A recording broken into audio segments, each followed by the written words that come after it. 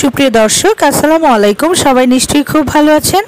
আজ আবারও আপনাদের সামনে নতুন একটি ব্লগ নিয়ে হাজির হয়েছি। সুপ্রিয় দর্শক, আজ সারাদিন ধরেই ঝিরিঝিরি বৃষ্টিতে ছেয়ে আছে চারপাশটা, আর এমন একটি দিনে মজার কিছু খেতে ইচ্ছে করছে, তাই না? চলুন প্রিয় দর্শক, বৃষ্টির দিনে পারফেক্ট এবং মজাদার কিছু তৈরি করা যাক। আর মজার কিছু বলতেই ইলিশ মাছের নামটা প্রথমেই আসে। তো প্রথমে আমি এখানে মাঝারি সাইজের দুটো ফ্রেশ ইলিশ মাছ নিয়েছি। প্রিয় দর্শক, এই পর্যায়ে মাছ দুটো কেটে বেছে ধুয়ে ভালোভাবে পরিষ্কার করে নিয়েছি। মূলত ইলিশ মাছ মানেই বাঙালির জিভে জল আনা খাবার। তো এই পর্যায়ে আমি 1 টেবিল চামচ হলুদ গুঁড়ো, 1 টেবিল চামচ লাল মরিচের গুঁড়ো এবং স্বাদমতো লবণ দিয়ে মাছটাকে ভালোভাবে ম্যারিনেট করে 15 মিনিটের জন্য ঢাকনা দিয়ে ঢেকে রেস্টে রেখে দেব। ঠিক 15 মিনিট পর একটি প্যানে পরিমাণ মতো তেল দিয়ে গরম তেলে মাছগুলোকে উল্টে পাল্টে ভেজে নেব।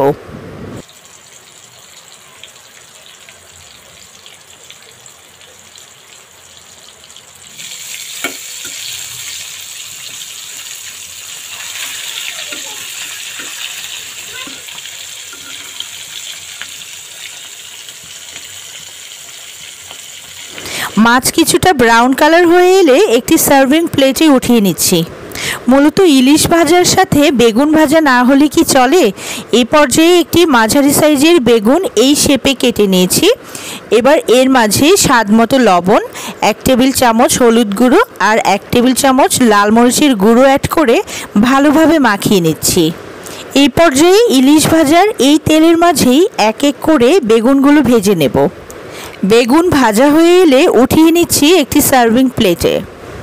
বৃষ্টির দিনে গরম ভাতে এমন মুখরোচক বেগুন ভাজা হলে আর কি চাই।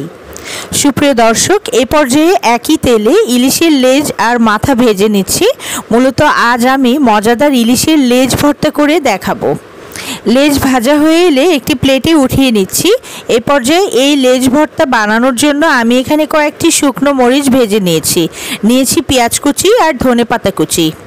প্রিয় দর্শক, আপনারা চাইলে এই ভর্তাগুলো শিলপাটা অথবা লোহার বাটনায় পিষেও এই ভর্তাগুলো তৈরি করতে পারেন, তবে আমি আজ হাত দিয়ে চটকে ভর্তাগুলো তৈরি করে দেখাচ্ছি। এই পর্যায়ে শুকনো মরিচের সাথে লবণ অ্যাড করে গুঁড়ো করে নিচ্ছি। এবার পেঁয়াজ কুচির সাথে ভালোভাবে মরিচ মেখে নিচ্ছি। এর সাথে দিয়ে দিচ্ছি ধনেপাতা। এই পর্যায়ে স্বাদমতো সরষের তেল দিয়ে মেখে নিচ্ছি। সুপ্রিয় দর্শক, আমি এখানে আজ 3 ধরনের ভর্তা করে দেখাবো। এর জন্য আমি এখানে দুটো আলু সেদ্ধ করে খোসা ছাড়িয়ে এভাবে চটকে নিয়েছি। এবার আলুর সাথে পেঁয়াজ এবং মরিচের ভর্তাটা মেখে নিচ্ছি। এই পর্যায়ে তৈরি করে দেখাচ্ছি ইলিশ মাছের লেজ ভর্তা। ভাজা লেজগুলো থেকে এভাবে কাটা ছাড়িয়ে নিচ্ছি। মূলত ইলিশ মাছের লেজ ভর্তা বানানোর জন্য এটুকুই একটু কষ্টকর, তবে খেতে কিন্তু দারুণ সুস্বাদু হয়।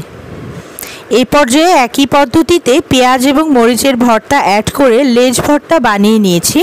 সুপ্রিয় দর্শক, খুব সহজেই তৈরি হয়ে গেল 3 রকম সুস্বাদু ভর্তা। সুপ্রিয় দর্শক, এমন বৃষ্টির দিনে গরম গরম ভাতে যদি থাকে লোভনীয় এরকম ভর্তা, তাহলে আর কি চাই, শুধু খাওয়া আর খাওয়া। আর এর সাথে গরম গরম বেগুন ভাজা আর সুস্বাদু ইলিশ ভাজা হলে দারুণ জমে যায়। মূলত মাছ মাংসের চেয়ে এমন ভর্তা ভাজিই কিন্তু থাকে বাঙালির রসনার সেরা তালিকায়।